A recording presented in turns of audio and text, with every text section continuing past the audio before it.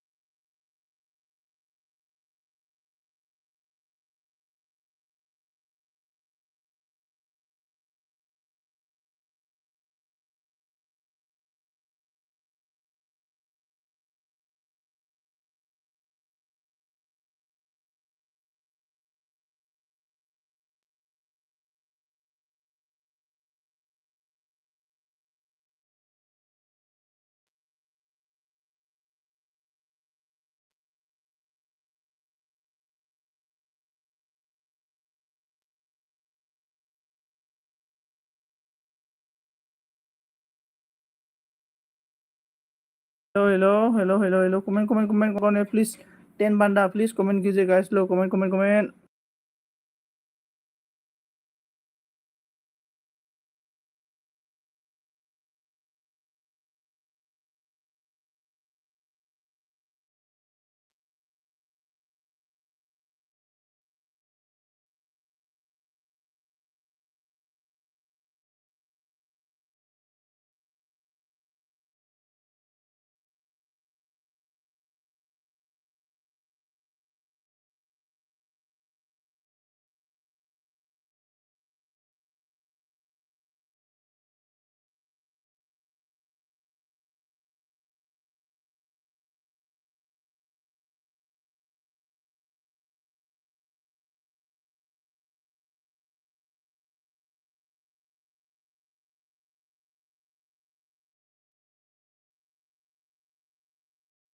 No, thank you so much love रायबायजना, thank you so much love रायनो थाखाय। सोर लाभ रायदों बेनि थाखाय रोजा साबायखर।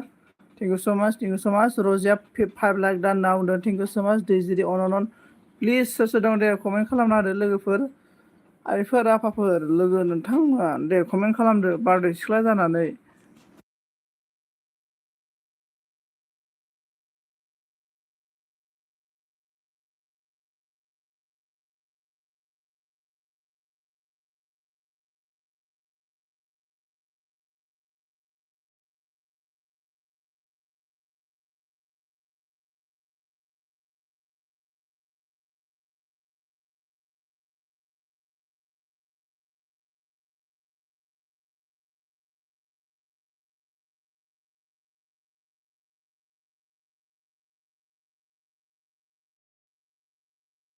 आयु सासेल जोग्ला बोरैबा जाबायलै, नेटआ स्ल' जाना होलाबाय नै, बिराद गाज्रि आरोना।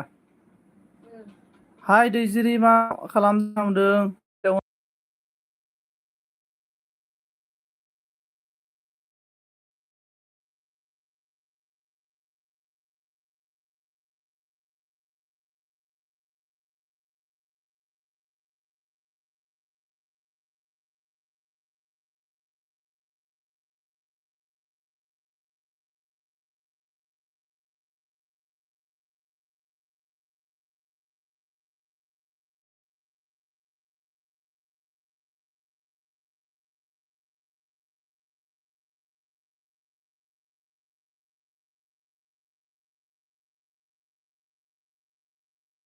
हेलो ओमफ्राय मा जाखो सनजित नामदारना?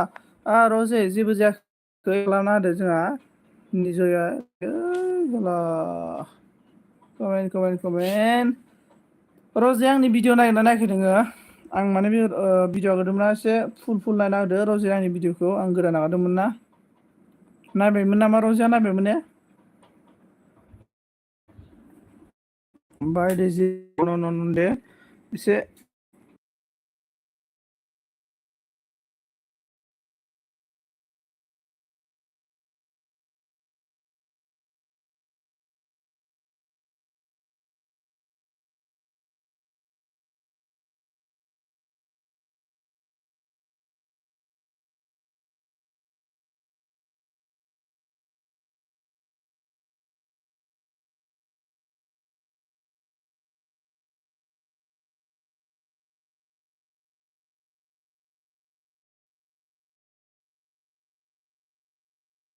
हेलौ नायनो मोनाखै आदसा आं दा हराव नायगोन दै सनजित दे जागोन दे रजे सना मा ओंख्रि जायामोन नों खिनामदारना आदसा मा ओंख्रि जायामोन खिन्थादो दे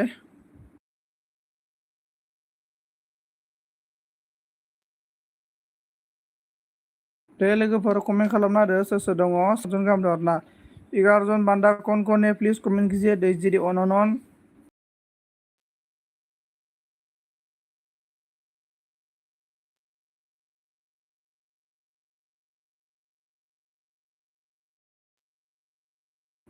कमेन्ट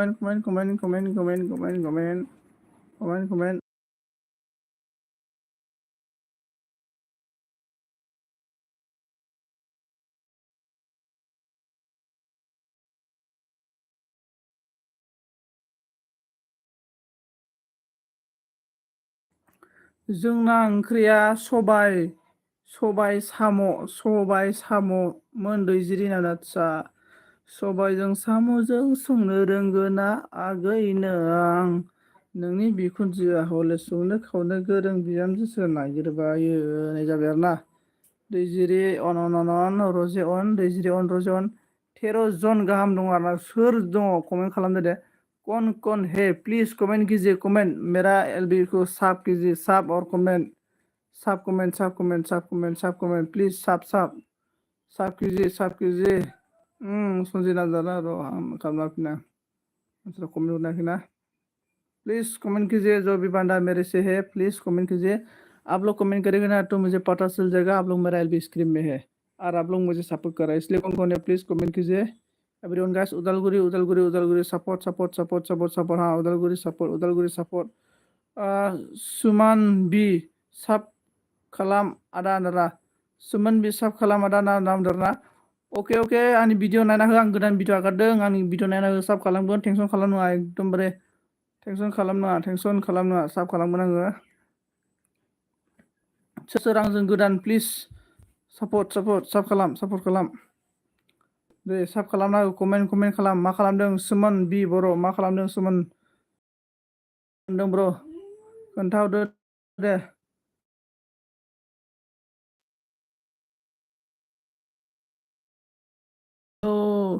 हेलौ किकि मास फासे कमेन्ट खालामदो दे रजे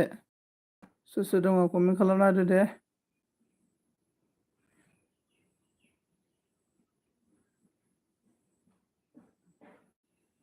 कमेन्ट प्लिज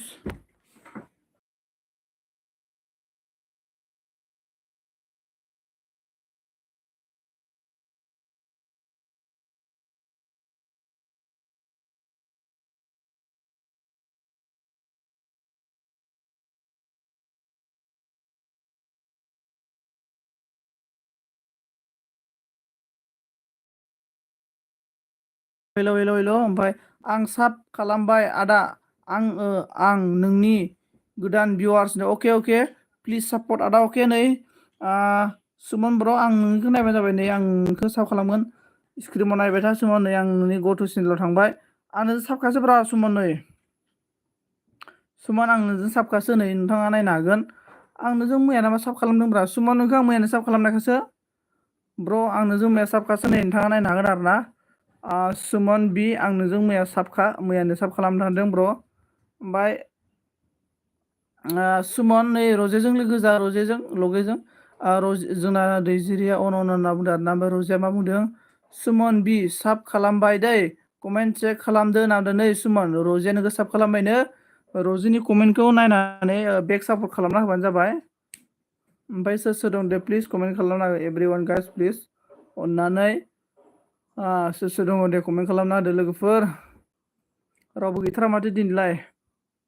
रावबो गैया नामा दिनै रावबो गैया नामा सुमन आमार येस रजे साब बेग नामदों ना रजे टेनसन लानाङा सुमना नोंनो साब बेग होगोन ओमफ्राय सोर सोर दं दे कमेन्ट खालामदो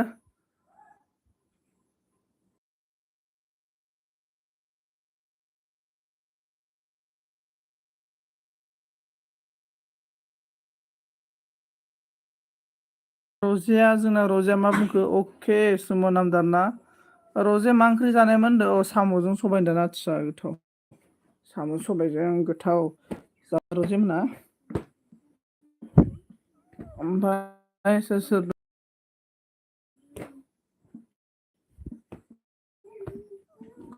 कमेन्ट अनामिका फैदों आरो ना सुमन लोगो जादो दे होननानै सुमन नै लोगो जानांगौ अनामिका फैदों आरो ना लोगोफोर लोगो जाना हो हेलौ जोंना मा नै बिबार फैबाय आरो ना हेलौ दारा बिबार बरायना लाग्राया जाबाय बिबार नोंथांखौ बे आंनि सनजिगारि लाइभ स्ट्रिमाव स्रायै बरायग्रोनाय लाबाय दै बिबार दै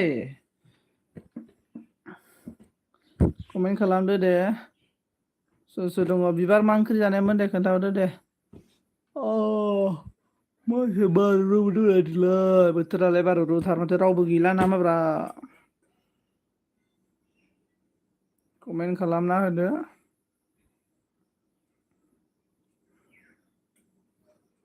जोंना मा होनदों रजिया नोंहालाय मा ओंख्रि जायामोन सनजिनदों आंना ओंख्रिया दालिसोमोन बेनिफ्राय मा होनना बुंगोन थालिर मैखुन भाजा आरोना दालि थालिर मैखुन भाजासो बाय बिबार नों माबोरै बाय होननो हाखोब्रा माबोरै आयु मा गोसोजों ओमफ्राय जोंना रजिया मा बुंखो बिबार ओंख्रि मा खालामदों होनना बुंदों बिबार ओंख्रि मा खालामदोंनो खोन्थाहरदो दे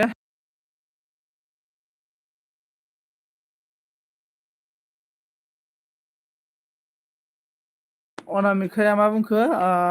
बिबार आगै सना भिडिअ नायना होदो दं बिबार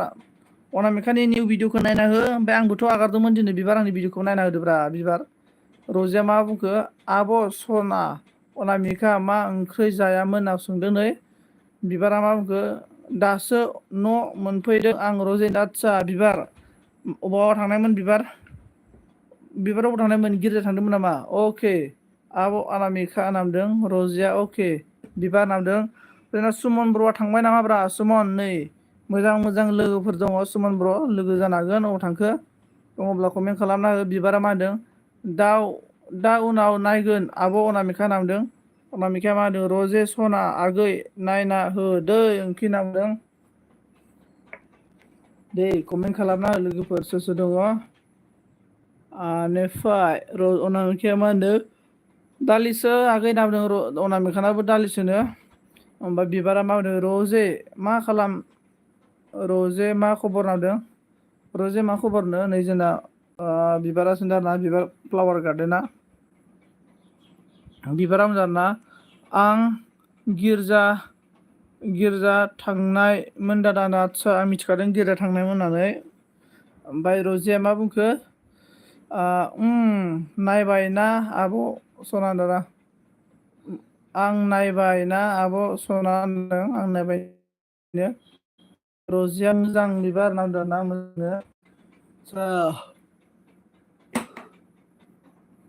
सोर दङ दे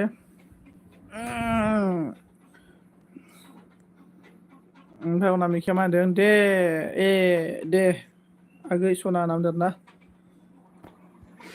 सोर दङ लोगोफोर कमेन्ट खालामना होदो कमेन्ट गाइस कमेन्ट आरो कमेन्ट जोंना रजिया माबा जोंना रजिया आब' सना नामदों ओमफ्राय अनामिकाया के नामदों सुमना मा होनदों साब खालाम सोरबा नामदों साब खालाम सोरबा होनदों नै सुमन ब्र' नोंनो ब्लु होना होनो दे आङो सुमन नोंनो ब्लु होना होबाय आङो सुमन नोंनो ब्लु होबाय आङो नोङो जिखुनु नै जायखौनो बेखौनो नों साब खालामनानै कमेन्ट हो अनामिकाजों लोगो जा, रजेजों लोगो जा, बिबारजों लोगो जा, नोंनो बेग हरफिनजोबगोन बिसोरो। टेनसन लानाङा, बेग हरफिनजोबगोन लोगो जा। आं नोंनो ब्लु बाय सुमन। नोंबो इसोरनि नामाव सोनानैनो गो टु चेनेलाव थांनानै इसोरनि भिडिअखौ साब खालामना फैनो हागोन, कमेन्ट खालामना फैनो हागोन। नोंनो बेग हरफिनगोन बिसोरो, टेनसन लानाङा। बिबारा बुंदों दादा मा ओंख्रै जानायदों? दालिसोमोन जोंना, दालि ओमफ्राय माबा मा होनना बुंगोन थालिर मैखुना भाजा। रजिया अन नांदों, बिबारा मा बुंखो आब' अनामिका आंखौ साब खालामदो होननानै मिनिबायनो। बिबाराबो दाना बिराद स्मार्ट टेलेन्टेड, बे जोंनि उदालगुरि एरियानि इन्टेलिजेन्ट गाय जाथारबायलै। ओमफ्राय अनामिकाया मा होनदों नोंसोरना मा ओंख्रिमोन आगै रजे होनदों। आगै रजिनिया मा ओंख्रि होनो रजे अनामिकाया सोंदों। ओमफ्राय अनामिकाया मा बुंखो अके बिबार आगै सना होनना बुंदों। रजिया मा होनो जोंना ओंख्रिया सबाय साम'सोमोन आब' होनना बुंदों। सबाय साम'सोमोननो ओंख्रिया। ओमफ्राय सोर सोर दं कमेन्ट खालामना होदो। कमेन्ट खालाम लोगोफोर सोर सोर दङ। लोगोफोर सोर सोर दं कमेन्ट खालामना होदो।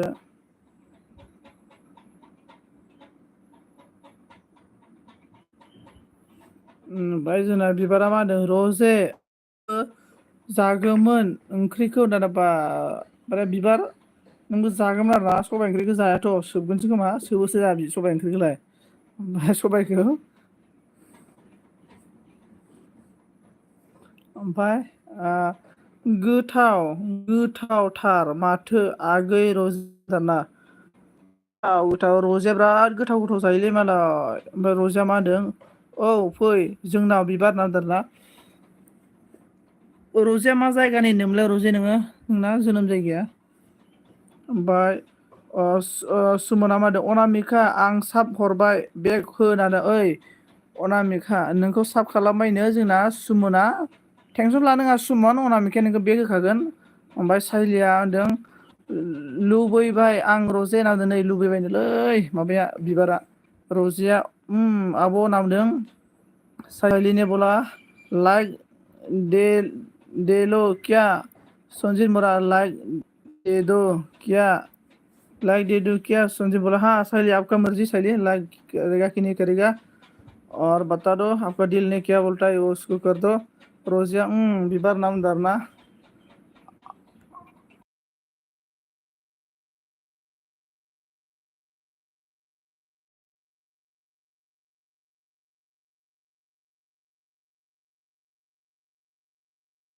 और कमेंट इसके बाद Milan like don thank you so much Milan. Razia बिबार नामदों। दुनु कलेजा गुड मर्निं ब्र नामदों। मस्ट वेलकाम दुनु कलेजा मिलन ब्र मस्ट वेलकाम।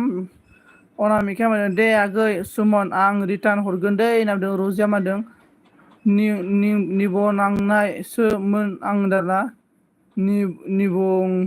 निबंनायसोमोननो। साइलिनि हास्राय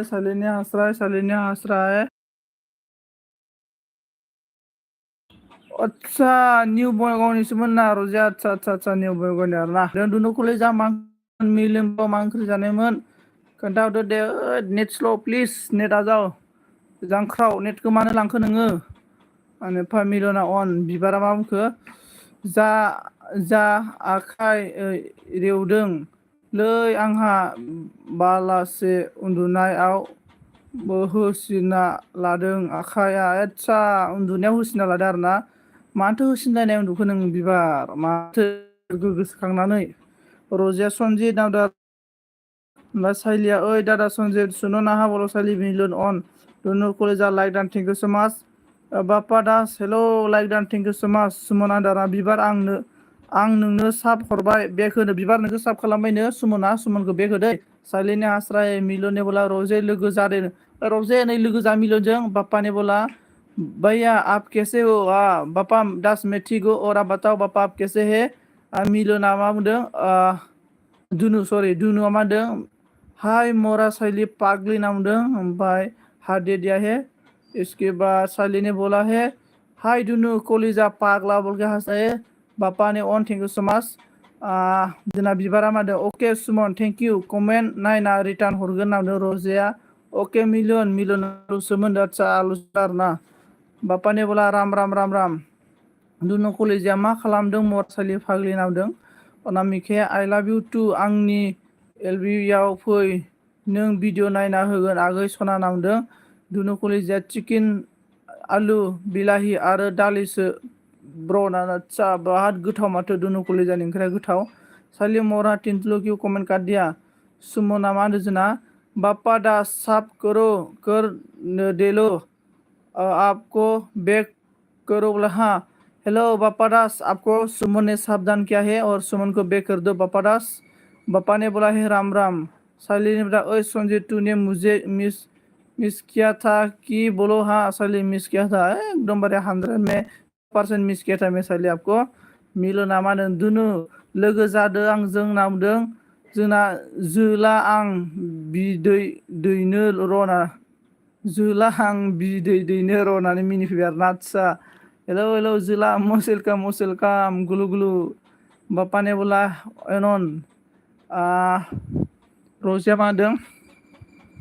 रजेने बोला मिलियन साब खालामबाय डकुमेन्ट चेक खालामदो नावदों सालिने बोला मरा कलेजा सन्जितखौ देख राहु आबि नावदों सुमदों दुनु कलेजा साब खालामबाय बेक खालामदो नावदों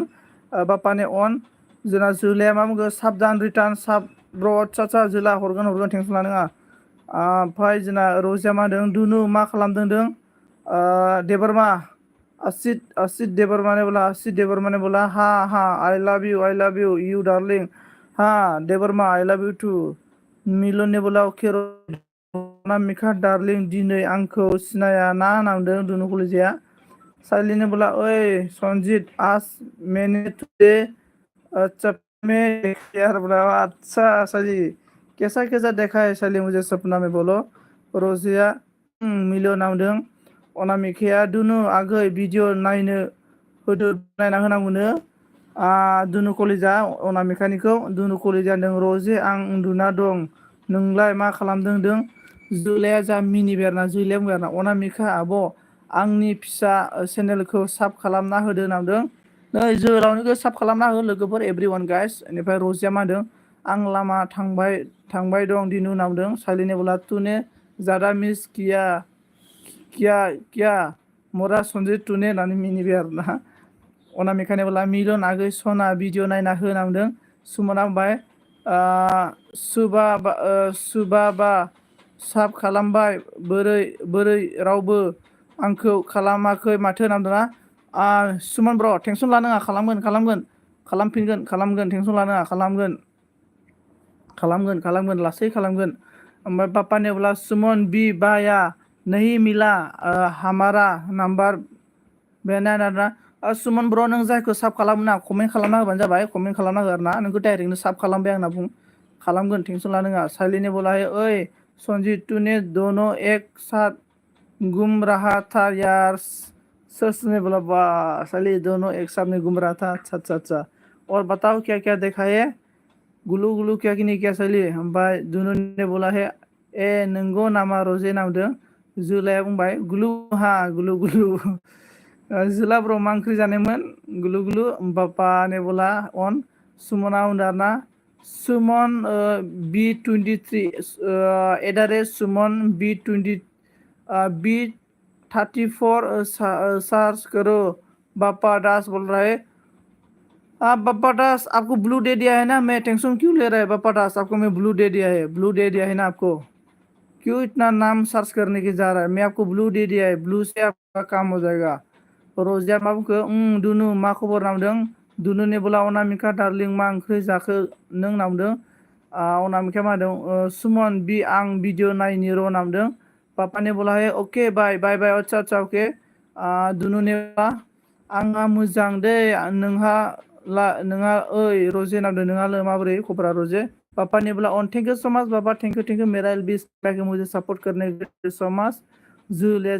लोनाय बेना साइली ने बोला तूने ब्लैक टीचर पीना था और तू मुझे तेरी मोबाइल से वीडियो देखा रहा था सदी और सनाया बोला गैया दुनु।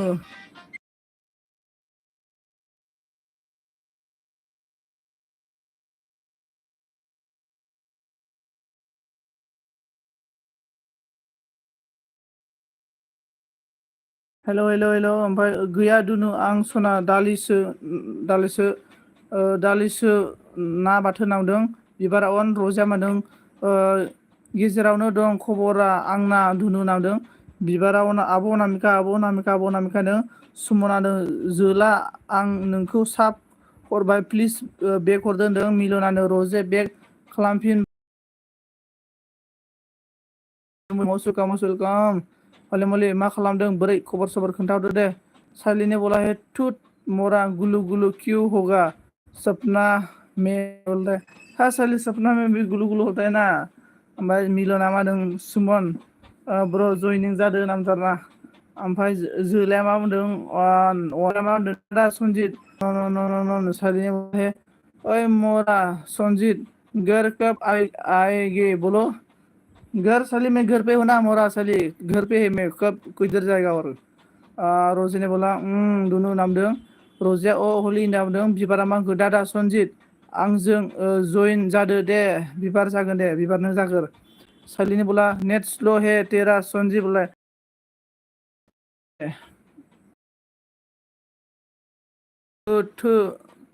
गोथो दे गोथाव दे अनामिका दार्लिंदों सुमना मादो मिलियन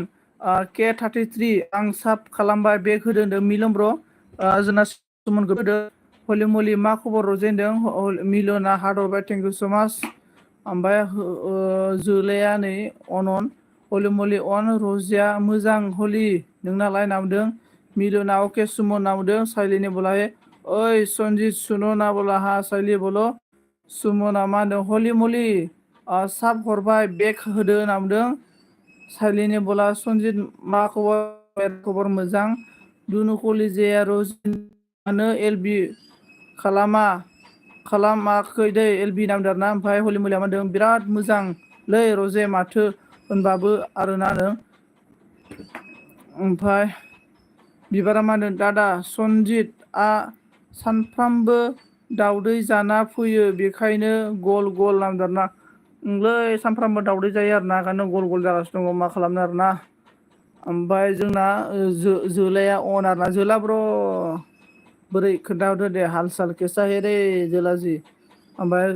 अनामिकाया साबजान आगै सुमन नामदों रजे ओइ हलि नामदों बिबारा आब' अनामिका होनदों साइलिने बोला ओइ सनजित समझ देता इसमें देखा तुझे यार सुस्मी देखा तुझे यार सपने में तूने सस यार क्या बोला अंदरा हाँ बोलो साली क्या हो रहा है सपना में बोले मुलिया माने ओके सुमन रिटार्न हरबाय दं र' टेंसन लाना होनदों सुमन टेंसन लानाङा हले मुलिया रिटार्न हरगोन टेंसन लानाङा रजिया मा होनदों आं एलबि होआ दिनु नामदारना आरो जोलावा मोजां ब्र दाना आदसा माबोरै ब्र जोला ब्र दखान थाङा नामा जोला ब्र दिनै बेलासियाव ओमफ्राय जोंना एपि 9 लाइक दान थेंक इउ स माच 9 केजि लाइक दान होनायनि थाखाय 9K लाइक दान होनायनि थाखाय एपि ओमफ्राय एम्बु हमग्रा हमाखै एपि एम्बु ओमफ्राय रजिया मा होनदों मा ओंख्रि जायामोन हलि नामदों बिबारा साइलि नामदाना साइलिने बोला मोरा सनजित कमेन्ट उल्टा पुल्टा पड़ता है हाँ साइलि तूने उल्टा कमेन्ट कर रहा है ना एबिया मा होनदों जोला आं मा खबरलै होनदों जोला आं मा खबरलै नामदों ओमफ्राय अनामिकाया मा होनदों जोला आगै भिडिअ गाया मानो खालामनांगौ जाखो नामदों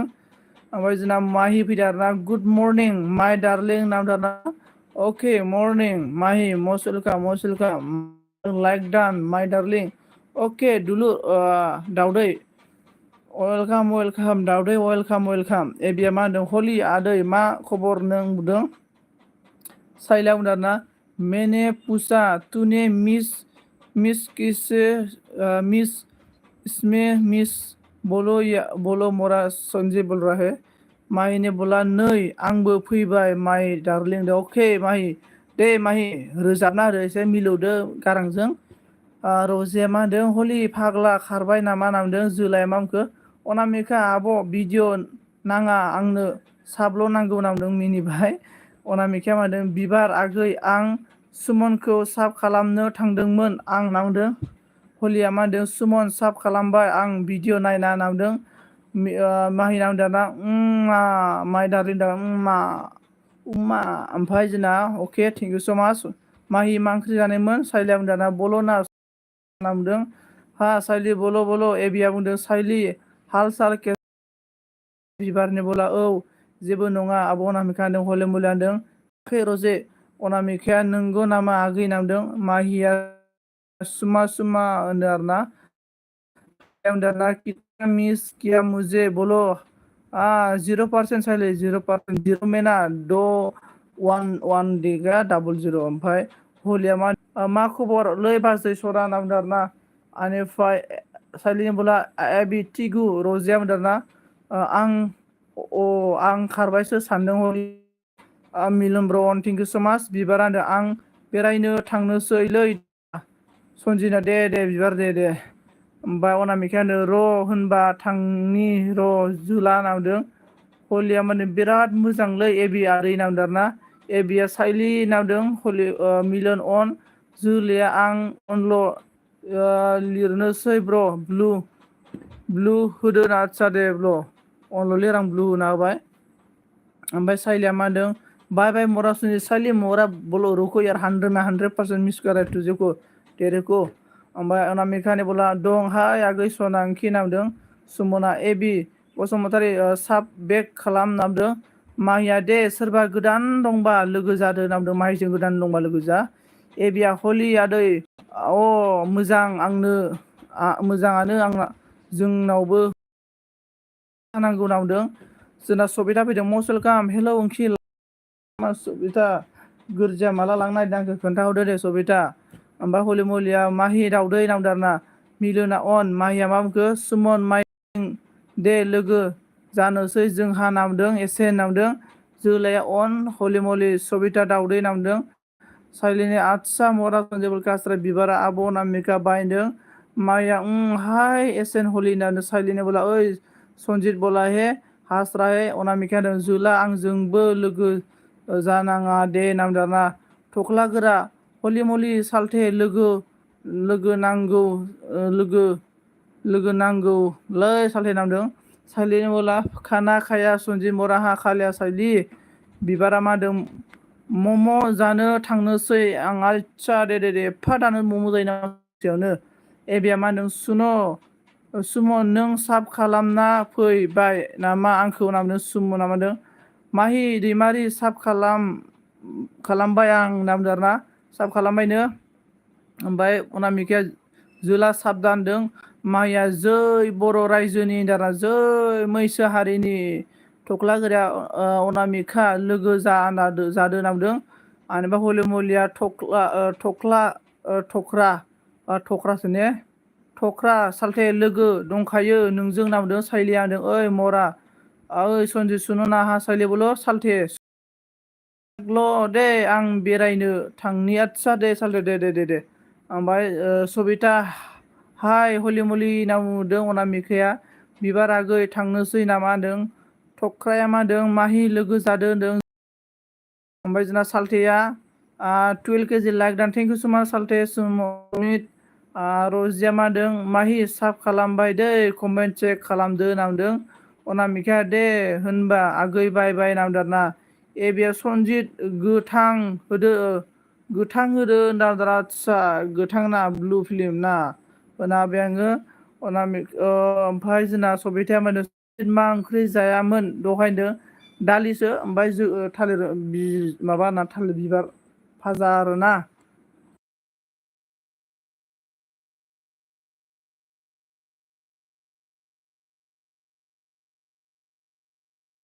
बेनिफ्राय जोंना हलि मलियानो सबिता आं नोंखौ बावनो हाला नामदों आरोना ओमफ्राय मिलन बिबार होनदों मम' जानो लुबैदों आब' अनामिका नामदों आरोना मम' जानो लुबैदों सुमन लोगो जादे नामदों आरोना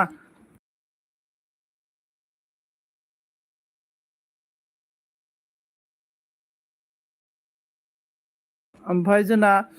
सुमन लोगो जादे थख्लाया ओमफ्राय साइलिया मा होनो सुमन मरा तो कितना खाता है रे होननानै बुंबाय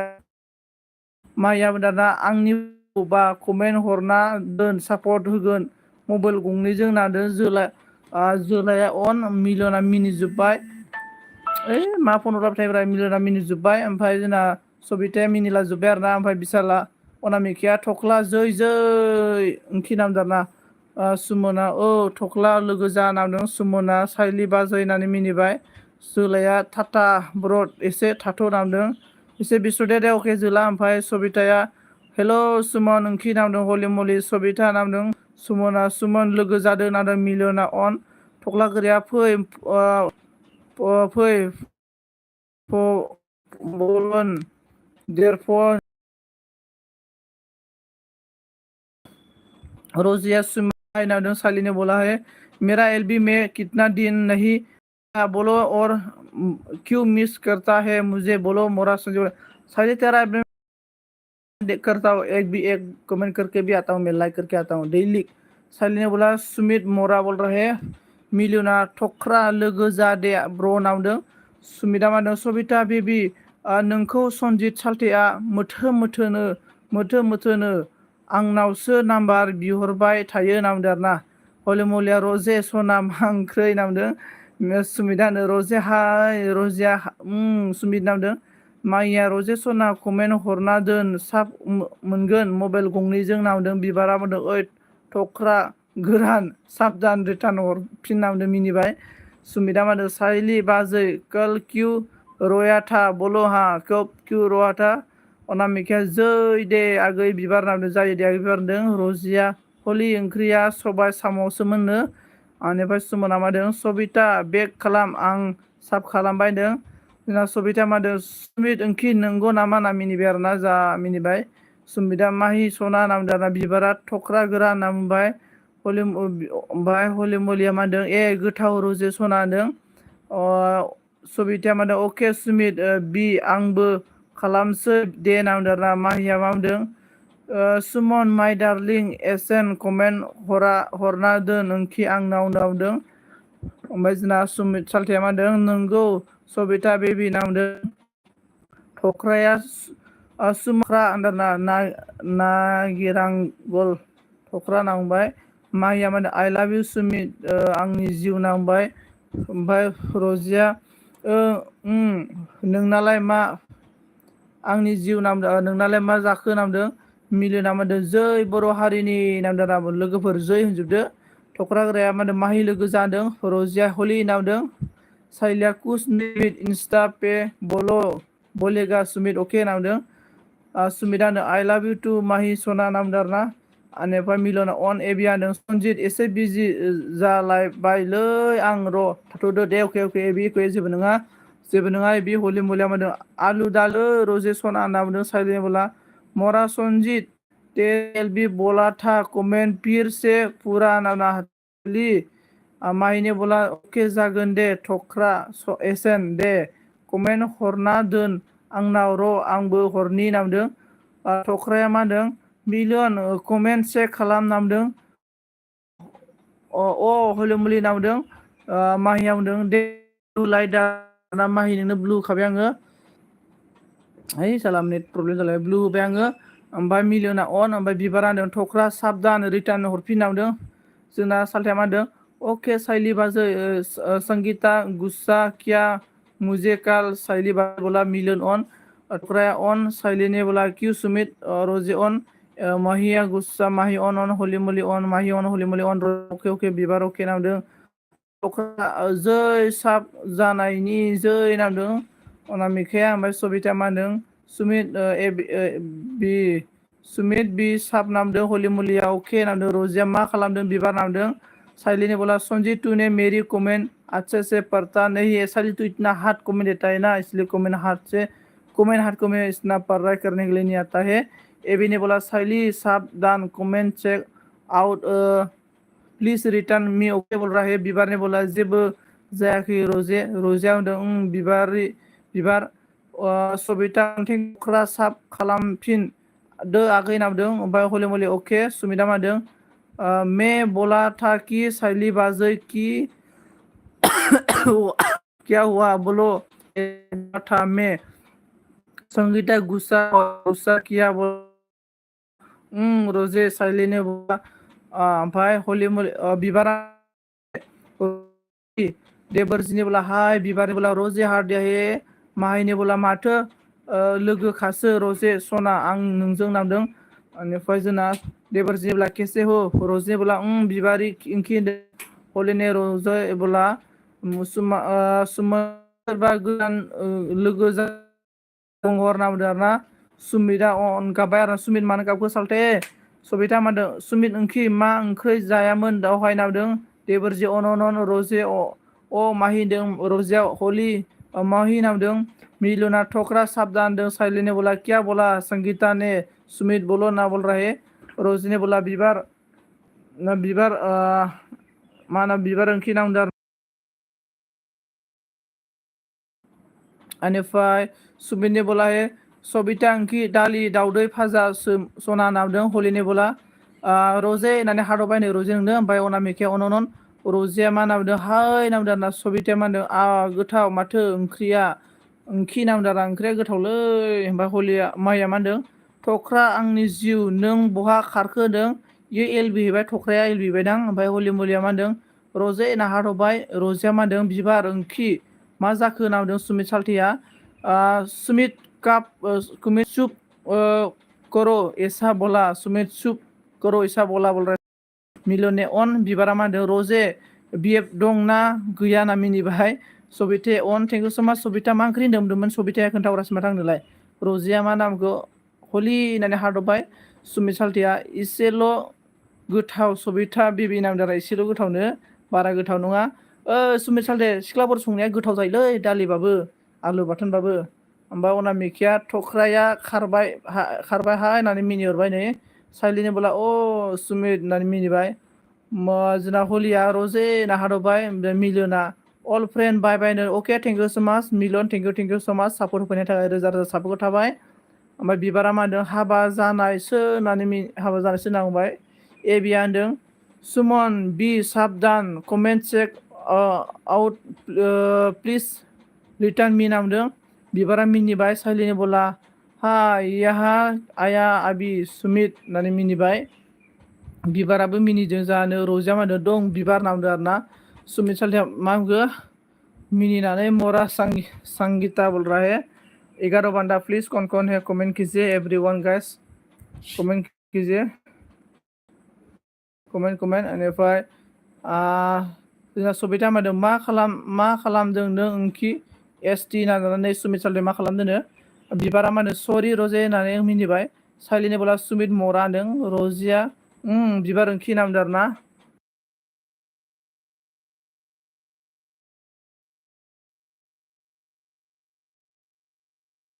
एबिया जोंना मा होनखो आं अके दे एबि अके जोंना सालथेया मा होनखो सुमिता सबिता ओंखि नोंनि नाम्बार हरदो होनना सबिता नोंनि नाम्बार हरदो दे नाम्बार हरदो जोंना सालथे सुमितनो ओमफ्राय सुमिना मा होनखो ओइ कोई है साफ करने वाला प्लिज बताओ नामदों आरोना बेनिफ्राय हलिमलि अके नामदों हलिमलिया बिबारा मा होनदों हाबा जानायसो आं फात्ता खालामाखैमोन सिन्दुरखौ रजे होननानै हारबाय जोंना सुमिता मा बुंखो साइली बाजै कैसा है आप ठीक है ना नामदों सबिताया मा बुंखो जोंना मेथाइसो जाहैनोसै आं दखानाव सुमित ओंखि होनाबा मेथाइ जाहैनोसै आरोना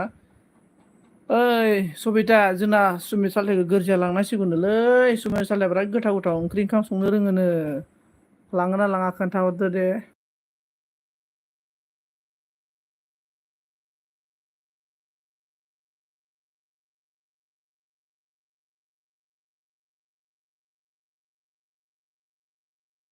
हेलो ओमफ्राय दीपाली आ गया हेलो दीपाली देबरमा दीदी हेलो संजीत कहाँ से दं कहाँ में दं दीपाली मैं ठीक हूँ दीपाली दीदी आप कैसे हो बोलो दीपाली दीदी सुमित ने बोला आंबो जा सबिता ओंखि नागाबबाय सुमना मा होनदों सोरबा सिंगेल दं नामा होनदों नै सिंगेलाथ' बुहुद दंलै सुमेन साइलिया मा होनखो यार क्या करो सुमित ठीक ठाक हो सुमित होनना बुंबाय रजनी बोला अ नों आंनि भिडिअखौ नाया ना बेखायनो मिथिया रोंथि नामदों जोंना बाय नामदों अके संसार अके बेनिफ्राय जोंना बिबारा मा होनदों बोला अच्छा दीपाली आप क्या कर रहे हैं अभी खाना पीना दीजिए क्या सब्जी खाया है अनामिका अनन सुमिदा दाना रो दै गाइस मोननानै हादरबाय बयस सिमां 15 लाइक दान thank you so much 15 like दान होनायनि थाखाय ओमफ्राय 15 लाइक दान thank you so much Anamika Sabita ला फै दे गेट आउट नेगोन नामदों नेगोनो ओमफ्राय साइली ने बोला संजीत मोरा बोला साइली बोलो सुमित ने बोला दीपाली साफ करो मुझे भी मैं भी करूँगा भी बोल रहे हैं दीपाली देखो आपको बुला रहा है सुमन ने अनामिका ऑन दीपाली ने बोला हेलो अनामिका कैसे बोला साइली ने बोला ओए बिबना सुनो ना बोल रहे हैं बॉयस ने बोला भाई लोग कैसे हो बोल रहा है टिमारानी हाय हेलो टिमारानी मसुलकाम अनामिका ऑन मावखो मोनसेल' भिडिअ नायदोंमोन आं एबारनिफ्राय बिबारा नायालै आंनिखौबो दाबो नायाखै बिबारखौ नायना हरजोबथारबाय अनामिका अन टिमारानि हलि नामदाना ओमफ्राय हलिसार ना माइया मा बुंखो सुमेन डार्लिं दे लोगो रजिया मा होनदों बिबार ओंख्रि नामदों मन्दिरा होनदों लाइक ल' सन्जित दे जेबो नङा मन्दिरा अके थेंक इउ सो माच मस्ट वेलकाम लोगोसे थेंक इउ सो माच मन्दिरा रजिया ओंख्रि नामदों माहिया नामदार ना दीपाली ने बोला हाँ मैं संगो मतलब फिश करी ना अच्छा फिश करी संगो मतलब फिश करी ना सकम क्या बोला था रे मुझे सकम ना क्या बोला मुझे त्रिपुरा अच्छा से नहीं आता है खाना खाया कि नहीं खाया बोलने से क्या बोला था दीपाली बिबारा मांखो रजे नायगोन दे एबारनिफ्राय नामदार ना साइली ने बोला ओए सुनो मोरा सुनो सुमित बोल रहा है अनामिका ने बोला है दीपाली सिस्टर मैं ठीक हूँ बोल रहा है रोज ने बोला बिबार सुमित ने बोला है मंदिरा आई लव यू साबधान हा मंदिरा नै I love you no Mandira I love you too बुंहरफिनदो बिबारा मा बुंखो रजे आ बिउटिफुल ना दादा सन्जय रजा बिउटिफुल खा बिराद सालुलै जोंना बिबारा फुस्लायनायाव मानसि फुस्लायनायाव टिमाया रामिनिया मा लाइक दान सन्जित गेन्द्रा आदसा टिमारानि नोंसो होमबा दे मसलकाम दे टिमारानि मसलकाम जोंना मन्दिरा मा होनखो कमेन्ट खालामना दोनदो रिटार्न हरगोन नामदों साइलिनि बोला ओइ सन्जित सुमित मा कि मालूम नहीं रे साइली सुमित चला गया थोड़ा काम है बोले सुमित थोड़ा काम है सुमित चला गया बिबारा मा बुंखो रजे आं नोंखौ आब' बुङोसै गाज्रि दामोनबा नानो गाज्रि मोनाबा रजेनिखौ आब' बुंसिनो बिबारा रजेया मा बुंखो नोंहा मा बिबार नाङा मा ओमफ्राय नोंहा मा बिबार नामदार ना दीपाली ने बोला खाना खाया को मैं साका बोलता है साका बोलता है खाना खाया को साका अच्छा दीदी थैंक यू सो मच मैं घूमने जाएगा बोलने से क्या बोल रहा है दीदी घूमने जाएगा बोलने से रजिया मा होनो जागोन दे आगै आंनाव बिनानाव गैखाया ना बिबार नामदों बिबारा मा बुङो आं नायदो दादा सन्जित कमेन्टसो हराखै ना सा बिबारा नों एसे सालुलै बिबारा ओमफ्राय साइली ने बोला है अच्छा मैं अभी जाता हूँ जीत थांबायसो आं दो ओके साइली जाओ साइली तू साइली कभी सुधरेगा नहीं तू तेरे को ना इंजेक्शन लगेगा मैं पिचुआरे में ना बापे लोग का इंजेक्शन लगेगा सब कुछ ठीक हो जाएगा और हमका एमबी ने आ गया हेलो फ्रेंड्स ऑन नामदार ना दीपाली ने बोला फुल वीडियो देखकर कमेंट कर दो सुमन हम आपको रिटर्न करेगा बोले दीपाली दीदी मैं आज नया वीडियो डाला था दीपाली दीदी मेरा नया वीडियो को प्लीज़ फुल वॉच कर दो मेरे को भाई समझ के प्लीज दीपाली दीदी सुमिना मादों मन्दिरा आं साब खालामबाय नोंनि भिडिअखौ बेक नामदों सुमन आंनि भिडिअ गोदान आगारखौ प्लिज फुल वॉच खालामना होदे आं साननैसोनि उनाव आइडि हरगोन ओमफ्राय रजिया होनदों अके बिबार उनकी आगे होनदों अनामिका अनन thank you so much Saili ने बोला है मोरा संजीत टू मेरी कमेंट समझता नहीं है तो मैं क्या करूँ तू साइले कमेंट करते रहो मैं समझ में आ जाएगा दीपाली बोला ठीक हो बोल रहा है अच्छा दीपाली और अभी किधर है दीपाली दीदी बिबारा मा बुंखो मा बुंबाय थायोलै दादा नोंबो नादा इन्टेलिजेन्ट गायब्रा नोङो बिबारे बे जोंनि एरियानि इन्टेलिजेन्ट गाय ओमफ्राय मन्दिरा मादों आं खाम खाबाय सुमन खाबायनो सुमन मन्दिराया रजिया मादो आंनि अननाय मोनगोन दे बिबार आगैनो अननाय मोनगोननो नै रजिनि बिबारा मा बुंखो आं फुस्लायनो रोङा दादा खम रोङो जोला माबायसा रे जोल' लायना फुस्लाय नोङो ओमफ्राय एमबि हेल' एमबि प्रडाक्सन अनामिकाया मादों बिबार आगैना गाबबाय मन्दिरा मादों भिडिअ नायना साब खालामबाय आं सुमन नावदों साइलिनी बोलो संजीत क्यों मिस मुझे इतना और मेरा सपना में भी आने लगा तू बोलो बोला हाँ साली तेरे को मैं बहुत मिस करता है ना इसलिए तेरा सपना भी में गया है साली तू मुझे मिस नहीं करता इसलिए मेरा सपना में तू नहीं आता है दीपाली ने बोला ठीक वीडियो देखूंगी संजय बोला अच्छा दीपाली ओके दीपाली दीदी अभी क्या कर रहा है दीपाली दीदी अनामिका ने बोला रोजे आगै सना नानी गाबबाय नै एमबी ने बोला like don thank you so much MB thank you MB bro नै सोरजोंबा लोगो जानोबा लोगो जानो हागोन सुमना मा बुंदों दीपाली साफ कर दिया मैं साफ बैग के बोल रहा है रोजी ने बोला सना होनदों बिबारा मा होनदों आब' रोजे थैंक यू आंबो अनगोन नोंखौ नामदों साइलिनी बोला है अनामिका सिस्टार मैंने खामबाय नोंदों ओमफ्राय बिबारा मा होनदों आब' अनामिका नोंनो मानो गाबखो नामदों रजिया बिबार ओंखि आगै नामदों आरोना सुमना मा होनदों आई लाभ इउ मन्दिरा डू यू लाभ मी बोल के हंस रहा है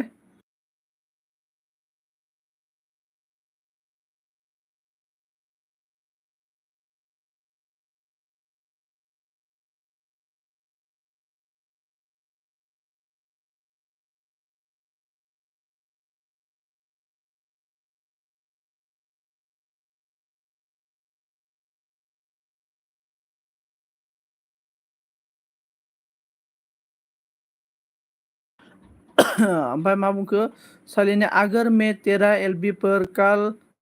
नहीं आओगी तो मोरा संजय हाँ बिबारा मा कमेन्ट गैला दादा संजय रोंलै थामसाबने बोला मोरा थामसाब बोलो हाँ मोरा थामसाब मौसर का मोरा थामसाब सुमना मा दो सब भाग गया क्या एलबी से हाँ रे सब भाग गया रे कमेन्ट कीजिए थामसाब ने बोला 19 like don thank you so much थामसाब नित्या जय जाथों नित्यानि जाथों थामसाबनि जाथों साइलिने बोला है बोल दो सुमन को लाभ में मन्दिरा होननानै मिनिबाय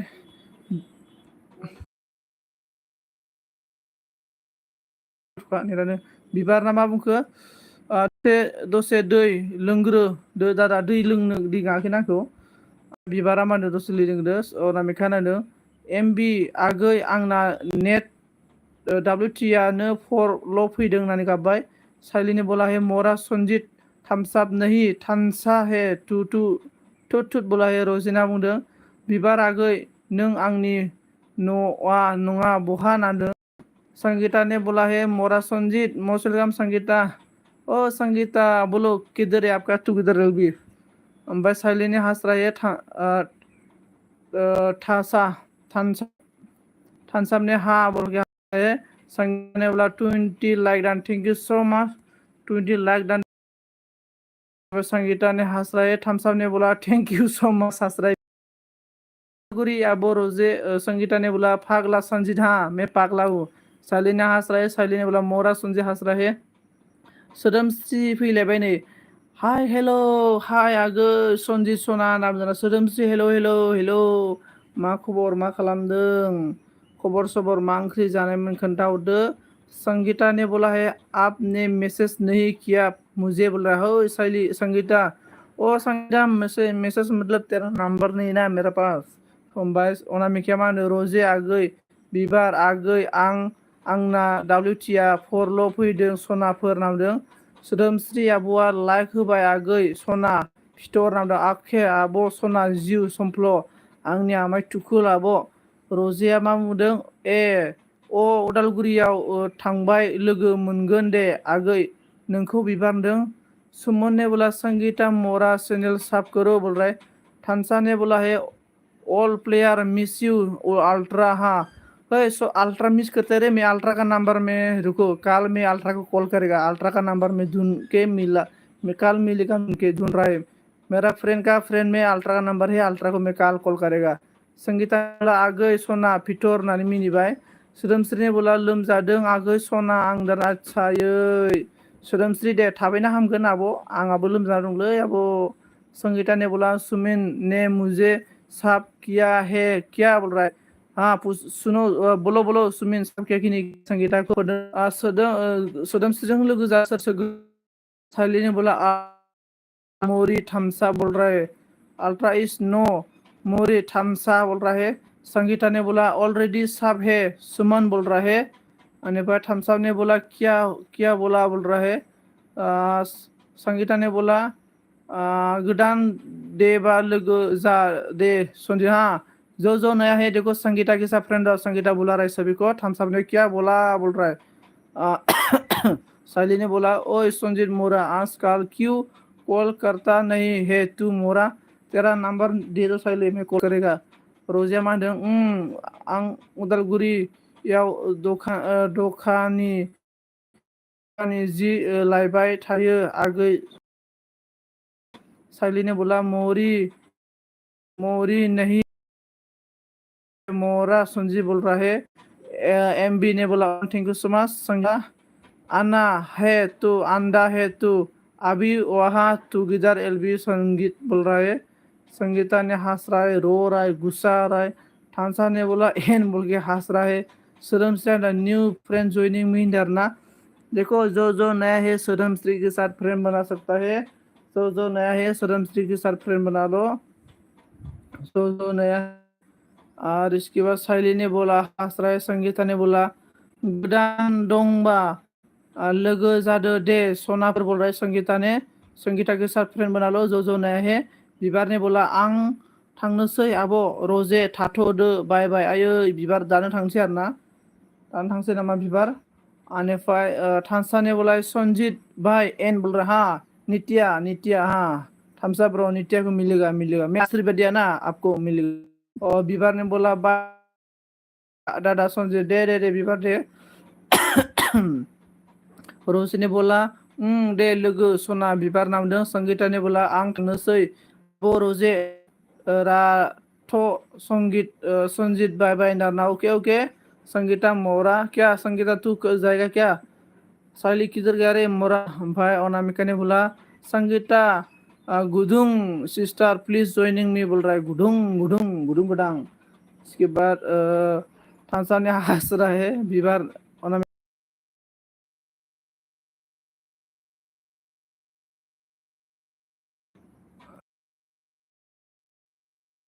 हेलो इसके बाद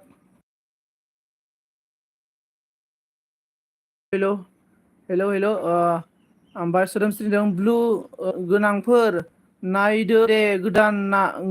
नामा आइडि दे आइडि बे हरगोन आं नाम देखो सोदोमस्रि के साथ फ्रेंड बना लो एवरीवन गाइस अनामिका ने संगीता ने बोला ओके रिटर्न बोल रहा है थानसा ने बोला मेरी को कोई हाइड करो नहीं करना है थम्स अप रोजा अंदर संगीता बोल रहा है दीपाली दीदी ने बोला सुमन का वन वीडियो में इतना साफ बोल रहा अच्छा ओके साफ कर दिया ओमफ्राय जोंना संगीता ने बोला दे गोदान नमस्ते आईडी नाम जरा सुमन नाम दं संगीता डार्लिंग साफ कर दिया आपको बोल रहा है बेक कर दो सुमन नै जोंना माबाजोंबो सोदोमस्रिजों लोगो सोदोमस्रि आब'जों ओमफ्राय संगीता ने बोला रोजे बोल कौन मैंने रिटर्न कर देंगा बोल रहा है कर देंगे बोल रहा है और साली साफ बना के लेके मुझे साफ पीना है तेरा हाथ से कौन मुझे साफ पिलेगा बोलो संगीता बोला है कौन पिलेगा मुझे इसके बाद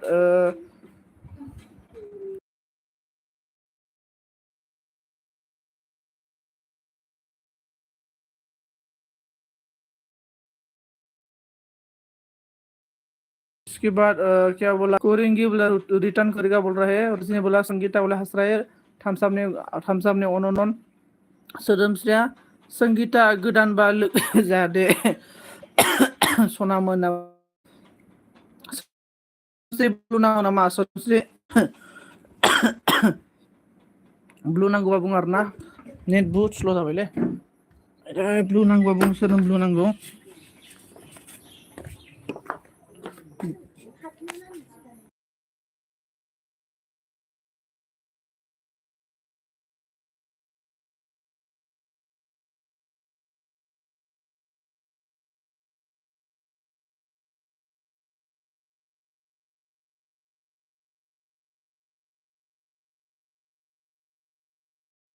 हेलो ओमफ्राय कि आं अनल' थानो के दीपाली ने बोला सुमन ऑन वीडियो में इतना सब है बोल रहा है ऑन वीडियो में सब है बोल रहा है संगीता ने बोला संजीत बा जागन जान दे सोनाफोर बोल रहा है संगीता ने बोला जान ब्रो थांखांदों और कौन है प्लीज कमेंट कीजिए everyone guys maybe LB बंद करेगा थोड़ी देर के बाद हाँ आजकल मैं ज़्यादा एलबी नहीं कर रहा है जिस इसका 1 की नहीं हुआ इन ने बोला ओके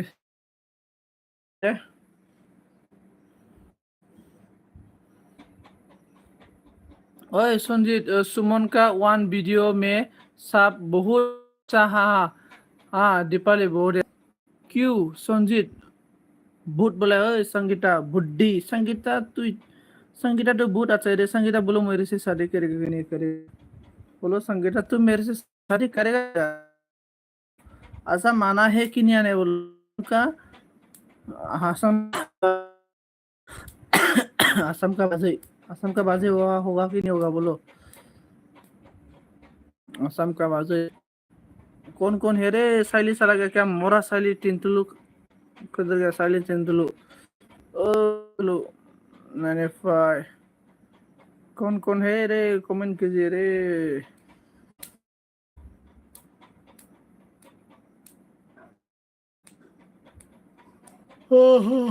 मेरा साथ टोगीदार नहीं करता है संगीता करेगा उसने बोला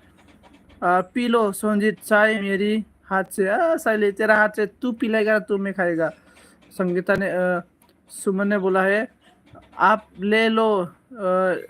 दीपाली जी मेरा सब्सक्राइबर बोल रहा है हाँ दीपाली बहुत सब्सक्राइबर है सुमित का भाई संगीता ने बोला है मैं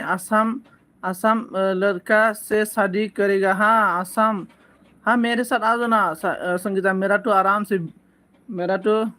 सब कुछ है ओनली लड़की नहीं मेरा और साइली ने बोला मैं ऑन हूँ मोरा संजीत साइली तू क्या किधर घूम रहे रे साइली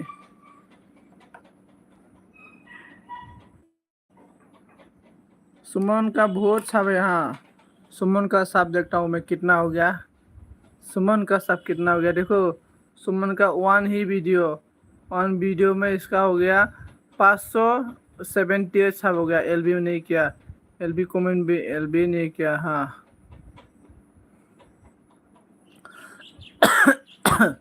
साइली ने बोला है आओ त्रिपुरा में तुझे मेरा हाथ से चाय पिलाएगा तुझे साइली तू मेरे को मार देगा रे इसलिए मैं नहीं देगा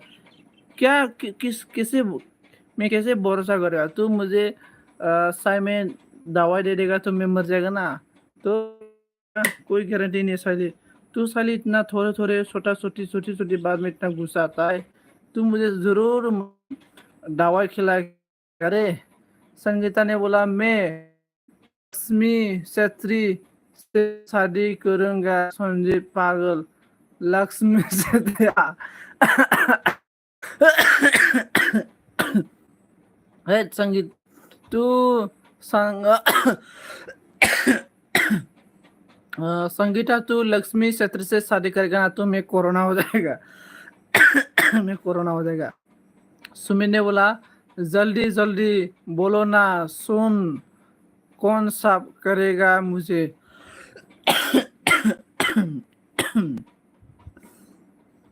रोज साइली ने हंस रहा है। रोज ने बोला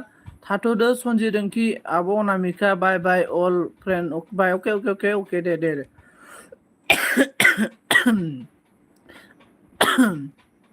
संगीता ने बोला क्या हुआ, झटका लग गया क्या? हाँ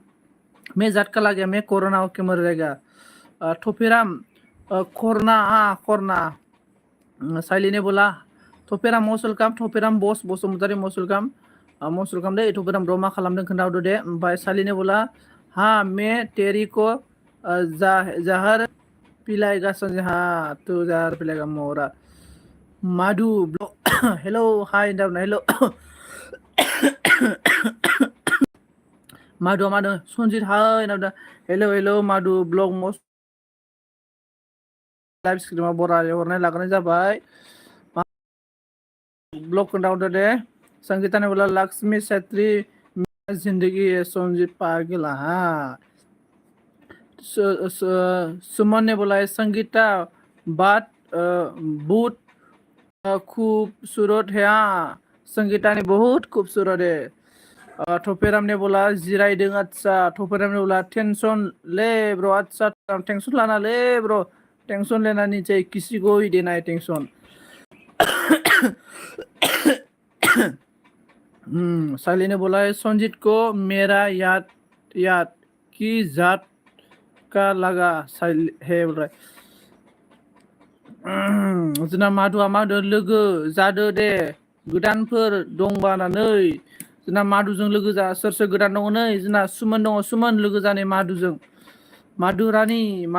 ब्लगजों लोगो जा। माधु रानी बहुत बर'फोरा इउटुबार जाजोब्बायलै आयै, बर'फोरा ज्राव ज्राव। बै माबायाव मा होनना बुंगोन, दैज्लां बोथोरनि एकदम बोथोराव गरम माने सान्दुं गोसायाव ट्रेक्टर हालेवनायाव ना रोनाव ज्राव इउटुबार जाबायलै बर'फोरा गोगोमनो। एकदमबारे इउटुबार जोंहा माबा जानोसिनलै जाग्ला नङाबा। बेनिफ्राय मा बुंखो सुमिना, यस माधु रानी ब्लॉग में कमेंट करूंगा नाम दे। संगीता ने बोला इसलिए तो लक्ष्मी छेत्री डार्लिंग को पताया। सुमित बोल रहा अच्छा इसलिए पताया ना, लड़की लोग ना ज्यादा ब्यूटी पार्लर लगा के लड़का लोग को पागल करता है मोरा संगीता लोग। ओमफ्राय माधुआ बुंदों रानीसो आरो आं नों रानीसो। रानी माधु रानी ब्लग, माधु रानी ब्लगसो लानांगौमोन नोङो, माधु रानी।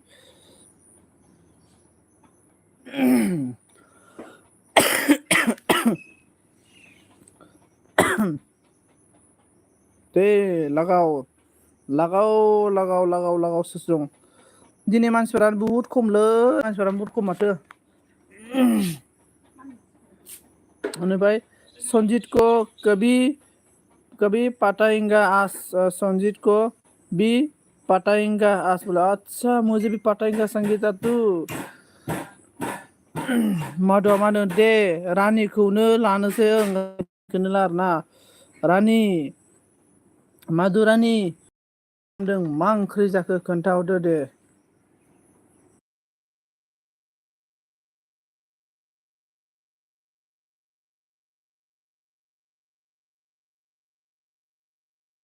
Hello hello hello hello hello hello hello hello hello hello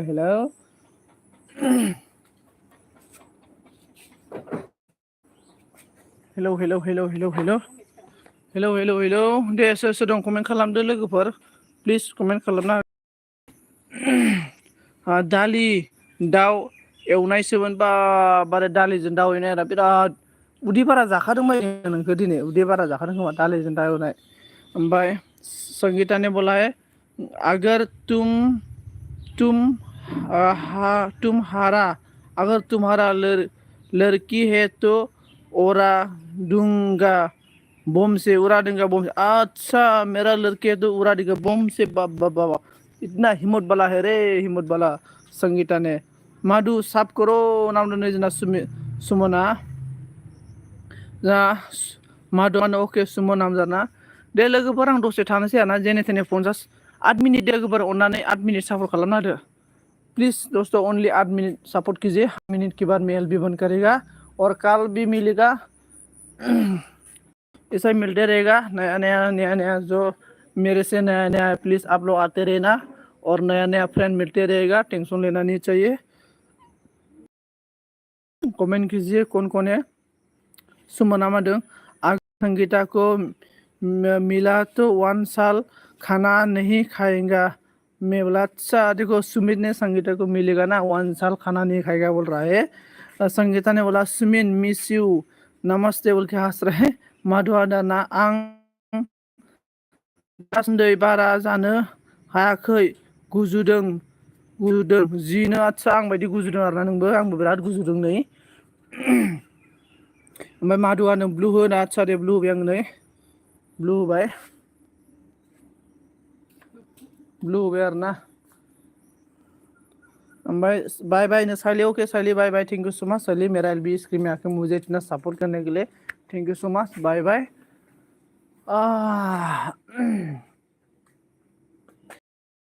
comment खायदा साइली कमेंट खायदा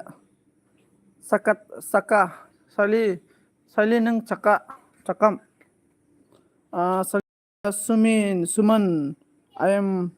पाटप बोला आई एम पाटप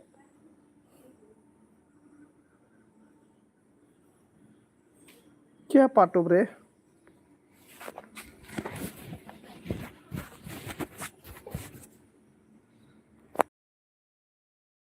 संजीत बोल रहे तूने हाँ साली में बोला मैं सकम साली तू सकम साली नोंनि पाइना मोनलि चका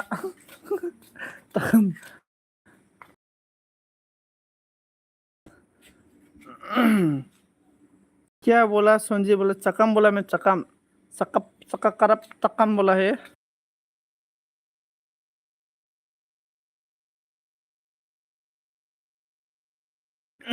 हेलो हेलो बोलो और 6 मिनट के बाद एलबी बंद करेगा दोस्तों प्लीज कमेंट कीजिए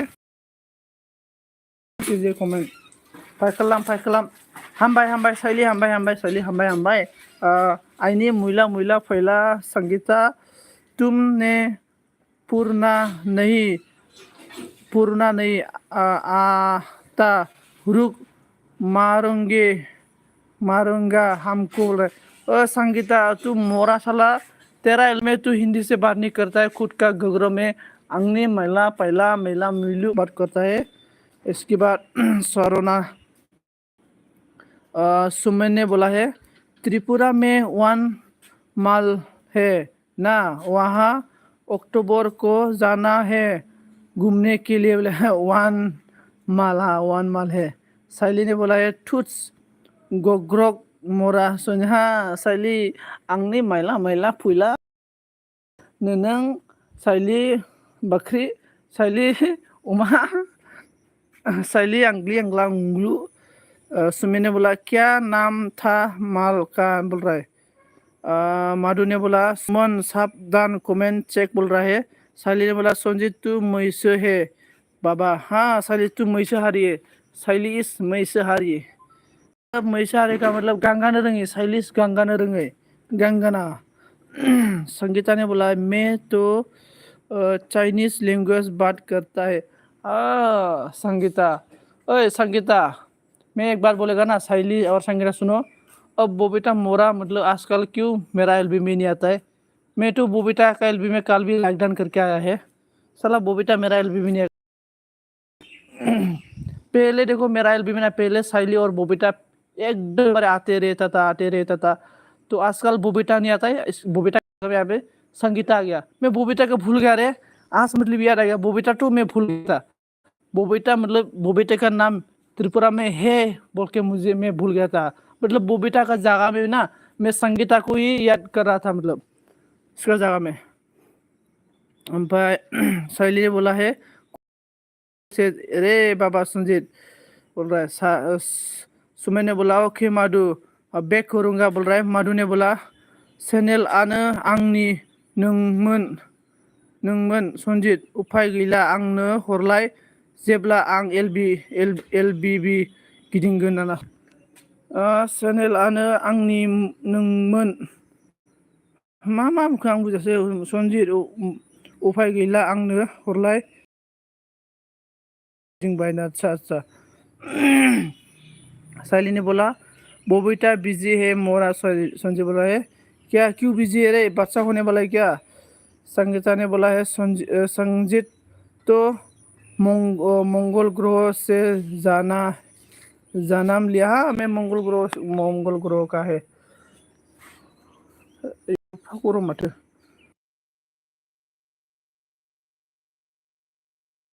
और इसके बाद क्या बोला है, थमसा ने गोलोलो हो गया रे। इसके बाद माधु ने बोला JDM निसोम बे चेनेलाव JDMB निसोमोन बे चेनेला। आयै मानो मालायनि चेनेलखौ लानांगौ नोंलाय, चेनेलखौ नों गोदान बानायना लानो हाया आरो मालायनि चेनेलखौलाय मानो लानांगौ नोंलाय। ओमफ्राय र' नायनो आङो नोंनि चेनेलखौ JDMB नि चेनेलखौ मानो लानांगौ नो, नायनो बेसेबां दङ साबा। नों मा बिनि हिन्जाव नामा नोंलाय माधु। ओमफ्राय साले बोला संजीत मेरी बिना मर जाऊंगा तू बोला साले मैं नहीं मरेगा तेरे बिना। साले ने बोला थुत संजीत तू उल्टा है। हाँ साले मैं मतलब मंगोलियन से जन्म हुआ ना, इसलिए तेरा साले में साले तो सुनी ग्रह है, सुनी ग्रह। ओमफ्राय RD इवनिंग लाइक डान थिंक सो मच। संगीता ने जान बोल रहा है आं एलबि दोननोसो सानबायमोन लोगोफोर।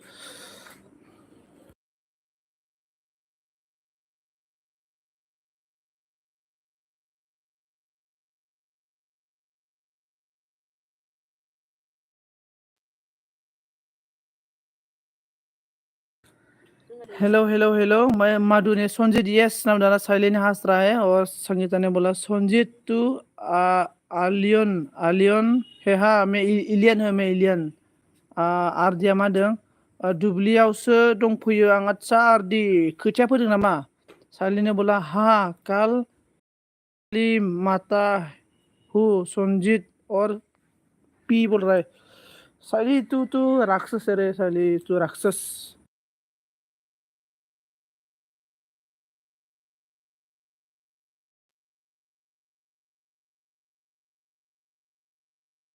हेलो सुमन नाम दं माधु साफ कर दिया बोल रहा है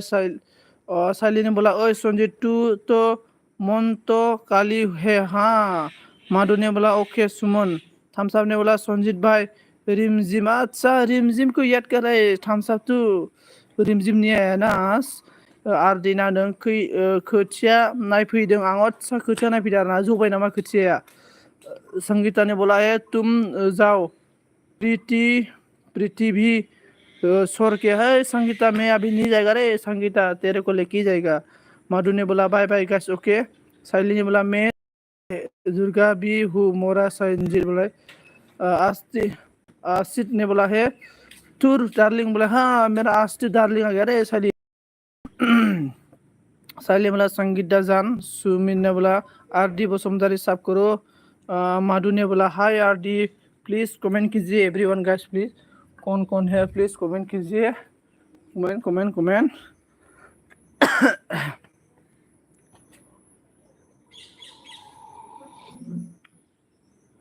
कमेंट खाइलाम साइली। हाँ साइली बोलो। मेरा आस्ती ने बोला है Sanjit I love you darling. हाँ आई लव यू टू रेबरमा I love you too. RD ने बोला अखा गैयैनि थाब फुनो हायासै मैया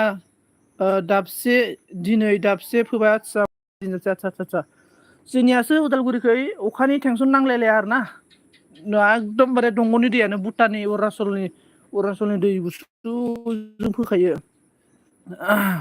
आनिफ्राय साइलिने बोला ब्लू ले दे दो ना हा साइली ब्लू दे दिया मोरा सुमित ने बोला सब करने वाला कोई है तो वीडियो में कमेंट करो हाँ कोई है तो वीडियो में कमेंट करो सुमन ब्रो आंनि भिडिअ गोदान नायना होब्रा फुल वाच खालामना होलाय सुमन ब्रो आंनि भिडिअ गोदानखौ फुल वाच खालामना होलाय आंबो नोंनि भिडिअ आगारबा फुल वाच खालामना होगोन ब्र ओमफ्राय आरजे आमा जल्दी से बोल रहा है और इसके बाद आरजे मा बुंखो अखा गैयाबा दंग'नो गोरान जायोलै नोंथां आस्ति बोला मेरा पास आजाव डार्लिं सनजित डार्लिं हाँ जायगा आरदे आंदों बान्दो गैया अच्छा थामसानियोला रिमझिम तो प्रंजित का है हाँ रिमझिम प्रंजित का है हम लोग दोनों चूर करेगा रे चुराई करना पड़ेगा सुमित ने बोला ओके संगीता डिंखा आपका वीडियो बोल रहे हैं ब्लू ले लो हाँ सली ले लेगा बाद में कमेंट करते रहो मैं चाय पी रहा हूँ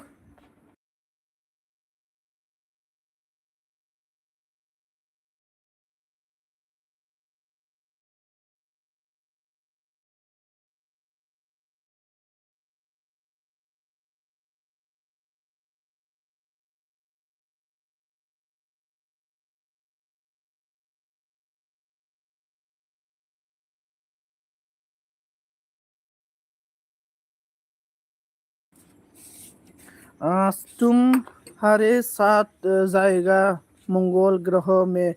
तो मेरा लक्ष्मी छत्री डार्लिंग से कौन शादी करेगा बोल रहा है साइली ने बोला अच्छा संजय तेरे साथ डार्लिंग की साथ रहा ओके बाय बाय हाँ आस्ती ने बोला है I love you Sanjay darling बोला है संगीता ने बोला है सुमन बॉयफ्रेंड की साथ कौन शादी करेगा थम्सअप ने ला फिटनेस क्वीन बोल रहे हैं हाँ आस्तिक मेरा वीडियो को देखो बोल रहा है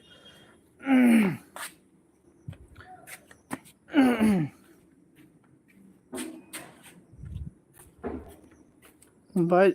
आई लव यू ओनामिका बोल रहा है देखो एवरीवन गाइस प्लीज कौन है कमेंट कीजिए कौन है प्लीज कमेंट कीजिए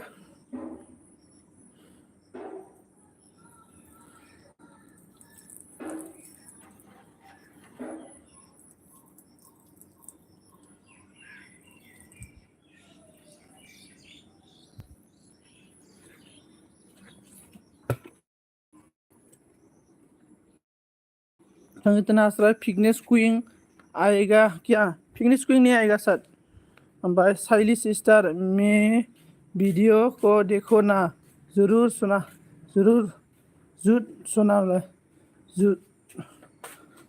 ऑन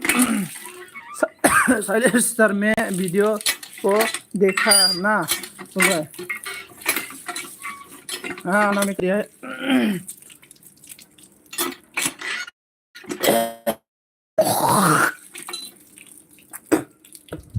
एवरीवन गाइस आं दोनोंसो दे एलबी गाज्रि दामोन एवरीवन गाइस सभी को थैंक यू सो मच और मैं आप लोग को मेरा एलबी स्क्रीन में आप लोग इतना सपोर्ट किया थैंक यू सो मच आप लोग कमेंट करेगा तो कमेंट कर सकता है मैं मतलब साइलेंट मोड रहेगा कौन मुझे सपोर्ट कर रहा है प्लीज़ सपोर्ट कर सकता है और आप सभी को मैं दिल से थैंक यू सो मच बोलता हूँ मेरा एलबी में आके मुझे आप लोग इतना सपोर्ट किया थैंक यू सो मच और मैं आशा करता हूँ आप सभी लोग कल सुबह मेरा एलबी स्क्रीन में आके मुझे सपोर्ट करेगा और मैं भी आप सभी में आप सभी को मैं आप लोग जो मैं भी आप सभी को बैक कर देगा बैक सपोर्ट करेगा टेंशन लेना नहीं चाहिए एवरीवन गाइस मैं कल सुबह एलबी कर सकता है मैं कल सुबह एलबी करेगा कि नहीं करेगा ठीक नहीं है लेकिन करेगा आप लोग मुझे आके सपोर्ट करो और मैं भी आप सभी को सपोर्ट करेगा हम सब बोला लव यू टू दारा बोल रहा है थैंक यू सो मच मैं एलबी बंद करता हूँ थैंक यू सो मच बिबारानो दाबो बिबार दोनोसै दे एलबी बंद करो हाँ बंद करेगा थैंक यू सो मच मैं एलबी बंद कर रहा हूँ थैंक यू सो मच सभी को मेरा एलबी स्ट्रीम में आके आप लोग इतना